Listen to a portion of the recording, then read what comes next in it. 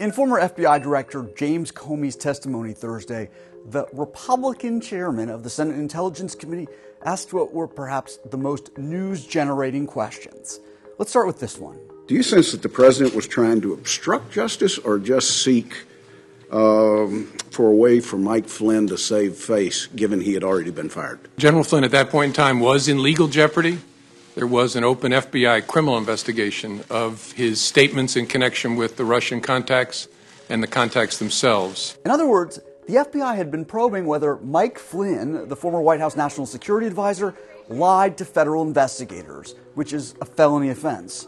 Comey says that when he met alone with the president in the Oval Office on February 14th, the day after Flynn's firing, the president mentioned the probe into Flynn and expressed hope the FBI director could let this go.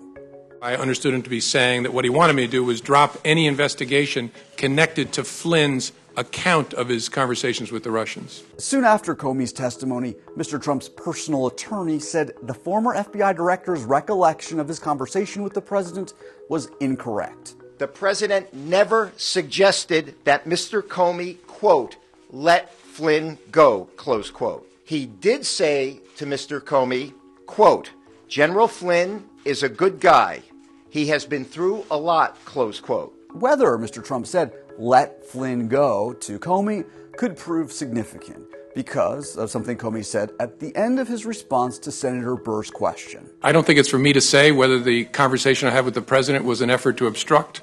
I took it as a very disturbing thing, very concerning, but that's a conclusion I'm sure the special counsel will work towards to try and understand what the intention was there and whether that's an offense. And there, Comey made more news, raising the prospect that the special prosecutor is looking into whether Mr. Trump obstructed justice. Mr. Burr's follow-up question yielded another answer that could be bad news for the White House. So there could be something that just fits a criminal aspect to this that doesn't have anything to do with the 2016 election cycle.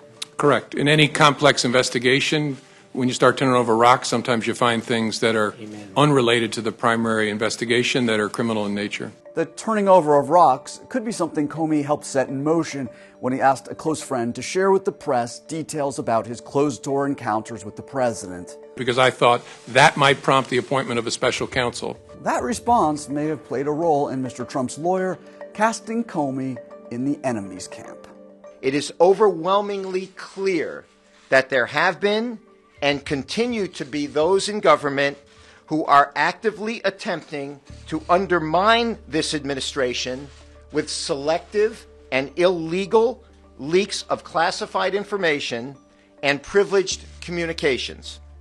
Mr. Comey has now admitted that he is one of these leakers.